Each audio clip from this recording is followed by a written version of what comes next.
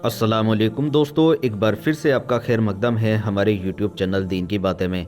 दोस्तों, प्यारे नबी सल्लल्लाहु अलैहि वसल्लम जब मक्का से मदीना हिजरत कर रहे थे तो उनके सामने क्या क्या हालात पेश आए, इसी के ऊपर आज हम बात करेंगे कि अल्लाह के नबी जब चलकर मस्जिद कूबा में तशरीफ़ ले गए। सोमवार का दिन था, 8 रबीउल अव्वल सन 14 नबवी यानी 1 हिजरी मुताबिक 23 सितंबर सन 622 ईस्वी को अल्लाह के रसूल सल्लल्लाहु अलैहि वसल्लम कूबा में तशरीफ़ लाए। हज़रत उर्वा बिन ज़ुबैर रज़ी अल्लाह ताला अन्हु का बयान है कि मदीना के मुसलमानों ने मक्का से अल्लाह के रसूल सल्लल्लाहु अलैहि वसल्लम के रवाना होने की खबर सुन ली थी, इसलिए लोग हर दिन सुबह हर्रा की ओर निकल जाते थे, आपकी राह तकते रहते। जब तक धूप तेज हो जाती तो वापस पलट कर आते। एक दिन लंबे इंतज़ार के बाद लोग अपने अपने घरों को पहुंच चुके थे कि एक यहूदी अपने किसी टीले पर कुछ देखने के लिए चढ़ा। क्या देखता है कि अल्लाह के रसूल सल्लल्लाहु अलैहि वसल्लम और आपके साथी सफ़ेद कपड़ा पहने हुए, जिनसे चांदनी छिटक रही थी, तशरीफ़ ला रहे हैं। आपने मस्ती में आकर ऊंची आवाज़ में कहा, अरब के लोगों, यह रहा तुम्हारा नसीब जिसका तुम इंतज़ार कर रहे हो। यह सुनते ही मुसलमान हथियारों की तरफ दौड़ पड़े और हथियारों से सज धज कर स्वागत के लिए उमड़ पड़े। इब्ने क़य्यिम कहते हैं कि उनके साथ ही बनी अम्र बिन औफ कोबा के निवासी में शोर उभरा और तकबीर सुनाई गई। मुसलमान आपके आने की खुशी में तकबीर कहते हुए स्वागत के लिए निकल पड़े। फिर आपसे मिलकर नबूवत की मुबारकबाद दी और आसपास परवानों की तरह जम गए। उस वक्त आप पर शांति छाई हुई थी, यानी आपके ऊपर वही उतर रही थी, जिसका मफ़हूम है अल्लाह आपका मौला है और जिब्राइल अलैहिस्सलाम और अच्छे भले ईमान वाले भी, और उसके बाद फरिश्ते आपके मददगार हैं। हज़रत उर्वा बिन ज़ुबैर रज़ी अल्लाह ताला अन्हु का बयान है कि लोगों से मिलने के बाद आप उनके साथ दाहिनी ओर मुड़े और बनी अम्र बिन औफ में तशरीफ़ लाए।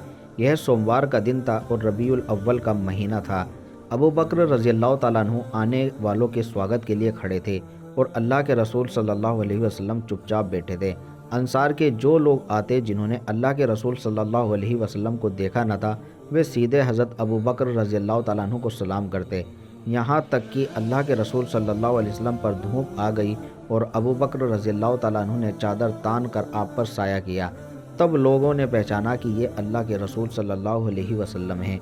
आप सल्लल्लाहु अलैहि वसल्लम के स्वागत और दर्शन के लिए सारा मदीना उमड़ पड़ा। यह एक ऐतिहासिक दिन था जिसकी मिसाल मदीने की धरती ने कभी देखी नहीं थी।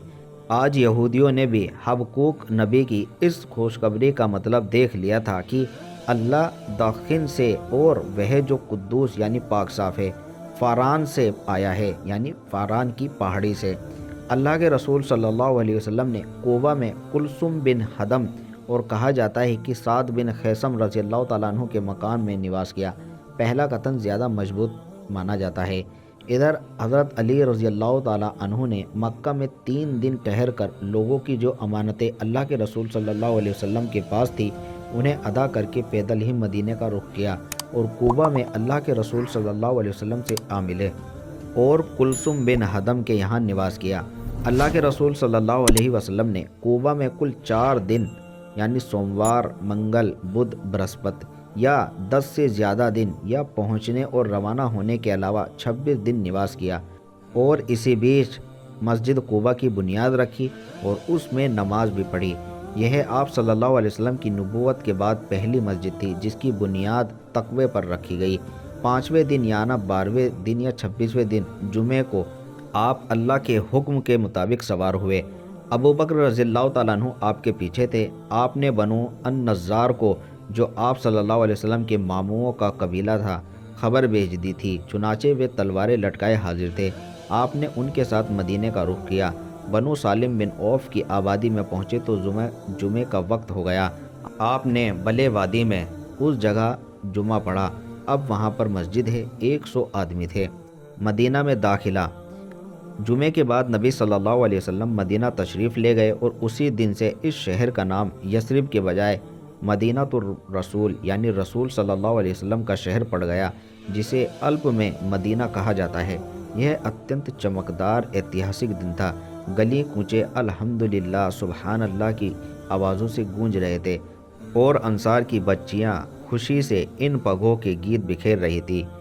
ان پہاڑوں سے جو ہے دکشن اور 14ویں کا چاند ہے ہم پر چڑھا، کیسے اچھا دن اور اس کی شکشا ہے، شکر واجب ہے ہمیں اللہ کا، تیرے حکم کی اطاعت فرض ہے اور تیرے بھیجنے والا کبریا یعنی مہان ہے۔ انصار اگرچہ بڑے دھنی نہیں تھے لیکن ہر ایک کی یہی آرزو تھی کہ اللہ کے رسول صلی اللہ علیہ وسلم ان کے یہاں ٹھہرے۔ چنانچہ آپ صلی اللہ علیہ وسلم جس محلے یا مکان سے گزرتے وہاں کے لوگ آپ کی اونٹنی کی نکیل پکڑ لیتے اور کہتے کہ تعداد و سامان اور ہتھیار و حفاظت آپ کے لیے ہے، تشریف لائیے، مگر آپ صلی اللہ علیہ وسلم فرماتے کہ اونٹنی کی راہ چھوڑ دو، یہ اللہ کی اور سے بھیجی گئی ہے۔ چنانچہ اونٹنی برابر چلتی رہی اور وہاں پہنچ کر بیٹھی جہاں آج مسجد نبوی ہے، لیکن آپ صلی اللہ علیہ وسلم نیچے نہیں اترے، یہاں تک کہ وہ اٹھ کر تھوڑی دور گئی، پھر مڑ کر دیکھنے کے بعد پلٹ آئی اور اپنی پہلی جگہ بیٹھ گئی۔ اس کے بعد آپ صلی اللہ علیہ وسلم نیچے تشریف لائے۔ یہ آپ کے ننیحال والوں یعنی بنو نجار کا محلہ تھا اور یہ اونٹنی کے لیے صرف اللہ کی توفیق تھی، کیونکہ آپ صلی اللہ علیہ وسلم ننیحال میں قیام فرما کر ان کا مان سمان بڑھانا چاہتے تھے۔ اب بنو نجار کے لوگوں نے اپنے اپنے گھر لے جانے کے لیے اللہ کے رسول صلی اللہ علیہ وسلم سے ونمرتا سے کہا، لیکن ابو ایوب انصاری رضی اللہ تعالیٰ عنہ نے لپک کر کجاوا اٹھا لیا اور اپنے گھر لے کر چل دیے۔ اس پر اللہ کے رسول صلی اللہ علیہ وسلم فرمانے لگے، آدمی اپنے کجاوے کے ساتھ ہے۔ ادھر حضرت اسعد بن زرار رضی اللہ تعالیٰ عنہ نے آ کر اونٹنی کی نکیل پکڑ لی، چنانچہ یہ اونٹنی انہی کے پاس رہی۔ صحیح بخاری میں حضرت انس رضی اللہ تعالیٰ عنہ سے روایت ہے کہ نبی صلی اللہ علیہ وسلم نے فرمایا، ہمارے کس آدمی کا گھر زیادہ قریب ہے؟ حضرت ابو ایوب انصاری فرمانے لگے، میرا، اے اللہ کے رسول صلی اللہ علیہ وسلم، یہ میرا مکان ہے، یہ ہے میرا دروازہ۔ آپ صلی اللہ علیہ وسلم نے فرمایا، آؤ اور ہمارے لیے کیلول یعنی دوپہر کے کھانے کے بعد آرام کی جگہ تیار کر دو۔ انہوں نے عرض کیا، آپ لوگ تشریف لے چلیں، اللہ برکت دے۔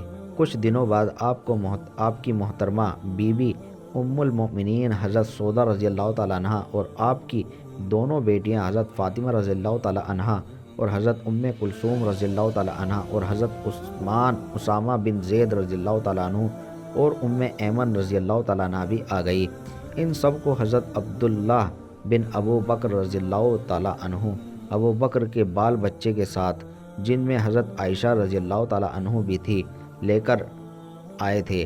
البتہ نبی صلی اللہ علیہ وسلم کی ایک صاحبزادی حضرت زینب رضی اللہ تعالیٰ عنہ حضرت ابو العاص رضی اللہ تعالیٰ عنہ کے پاس باقی رہ گئی تھی، انہوں نے انہیں آنے نہیں دیا، یہ بدر کی لڑائی کے بعد تشریف لا سکی۔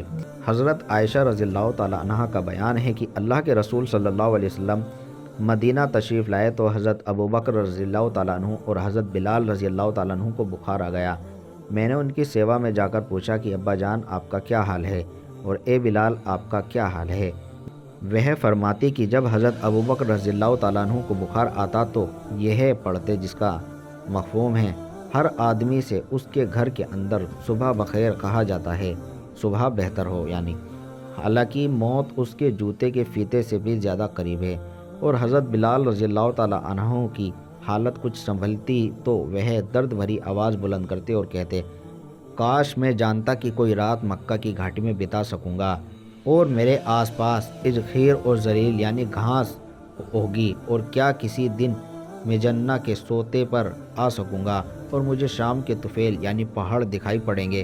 حضرت عائشہ رضی اللہ تعالیٰ عنہ کہتی ہیں کہ میں نے اللہ کے رسول صلی اللہ علیہ وسلم کی سیوا میں حاضر ہو کر اس کی خبر دی تو آپ صلی اللہ علیہ وسلم نے فرمایا، اے اللہ ہمارے نزدیک مدینہ اسی طرح پریے کر دے جس طرح مکہ پریے تھا، یا اس سے بھی زیادہ، اور مدینہ کا واتاورن سواستھ وردک بنا رہے اور اس کے سائے اور مد یعنی اناج کے پیمانوں میں برکت دے اور اس کا بخار یہاں سے جوفہ پہنچا دے۔ اللہ نے آپ صلی اللہ علیہ وسلم کی دعا سن لی اور حالات بدل گئے، یہاں تک پاک زندگی کی ایک قسم اور اسلامی دعوت کا ایک دور یعنی مکہ دور پورا ہوا۔ اس کے بعد آگے ہم بات کریں گے، اس ویڈیو کو یہیں پر مکمل کرتے ہیں، آگے ہم بات کریں گے اللہ کے نبی کی زندگی کا مدنی دور کیسا رہا۔ تو ملتے ہیں آپ سے اگلی ویڈیو میں، تب تک کے لیے دعاؤں میں یاد رکھیں، اپنا خوب سارا خیال رکھیں۔ السلام علیکم ورحمۃ اللہ وبرکاتہ۔